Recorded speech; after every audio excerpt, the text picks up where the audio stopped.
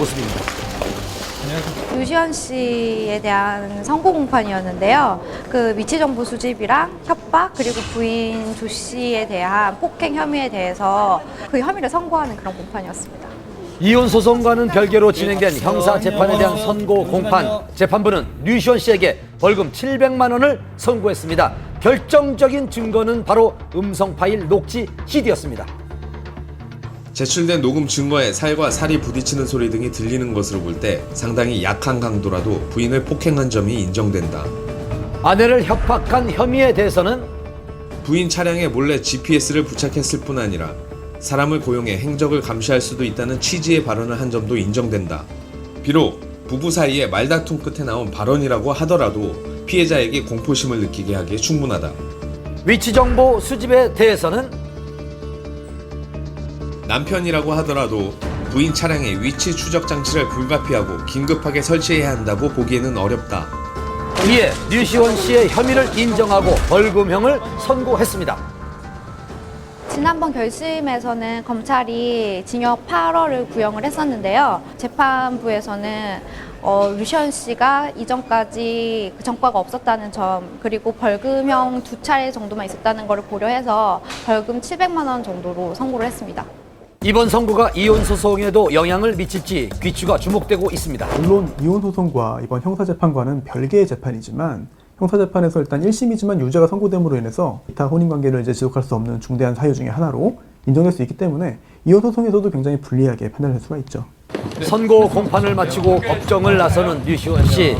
이번 유죄 판결에 대한 입장은 어떤지 들어봤습니다. 한 말씀만 부탁드릴게요. 일단 비록 벌금형이 나오긴 했지만 저는 결백하기 때문에 무죄가 나올 때까지 끝까지 싸울 거고요. 당연히 항소할 겁니다. 네, 감사합니다. 또다시 예고된 치열한 법정 공방. 향후 추이를 좀 더 지켜봐야 할 것 같습니다.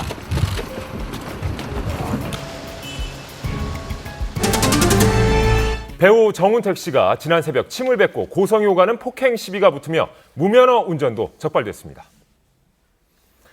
배우 정운택 씨가 불구속 입건됐습니다.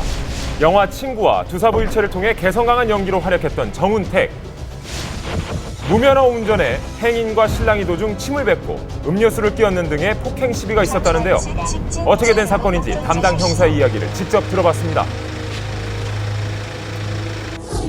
올 3일날 00시 40분경에 발생된 건데요.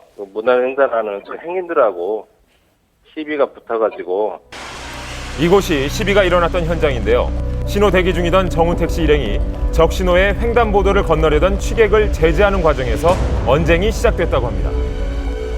정운택 씨가 어떤 폭행을 한 건 없고 그 행인 두 분하고 동승했던 여자친구분하고 또 언쟁이 있어서 그 사람들 간에 이제 음료수 뿌린 건 좀 있어요. 침을 뱉었다고도 하고요. 폭행에는 가담하지 않았지만 불구속 입건될 수밖에 없는 이유가 있었습니다. 현장에서는 이제 무면허 운전은 아마 부인을 한 걸로 알고 있는데 횡단보도 근처에 보니까 어떤 가게에 CCTV가 있더라고요. 그래서 그걸 확보를 하고.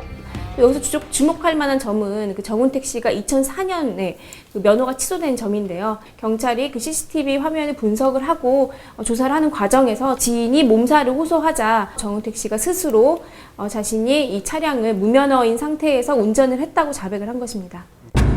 정운택 씨의 불구속 입건은 이번이 처음이 아닙니다. 불과 2년 전 일반인과 시비 끝에 전치 20주에 달하는 폭행 혐의로 조사를 받은 적이 있습니다. 정운택 씨는 지난 2011년에도 한 차례 구설수에 오른 바 있었는데요. 당시 정운택 씨는 그 술자리에서 그 한 취객에게 사인 요청을 받았고 이를 거절하는 과정에서 다소 시비가 붙었던 것으로 알려져 있습니다. 당시에 그 취객은 향후 그 경찰 조사에서 자신이 정운택 씨에게 폭행을 당했다라고 주장을 했었는데 정운택 씨는 자신이 폭행을 한 사실이 없다고 그렇게 주장을 했었습니다. 결국에 이 사건은 정운택 씨의 무혐의로 결론이 난 바 있습니다. 평소 영화 속에서 개성강하고 코믹한 캐릭터로 대중에게 친숙한 이미지였는데요. 때문에 고충도 있었답니다. 사석에 어떤 이 만나는 자리든 술자리든 그런 자리에 가면 아니 그 영화에서는 그렇게 재밌더니 왜 이렇게 말도 없이 가만히 있어요? 뭐 제가 기분 나쁘겠습니까, 정운택 씨? 그런 말들을 많이 하십니다. 그래서 연기하듯이 이런 그런 그 아주 웃기게 자리를 이렇게 막 만들어야 되고 그런 게 굉장히 힘들었던 적이 많아요. 폭행 사건 후 공백기를 가지다 영화로 복귀를 준비 중이었는데요. 지금은 저희 이제 편집 작업과 이제 개봉날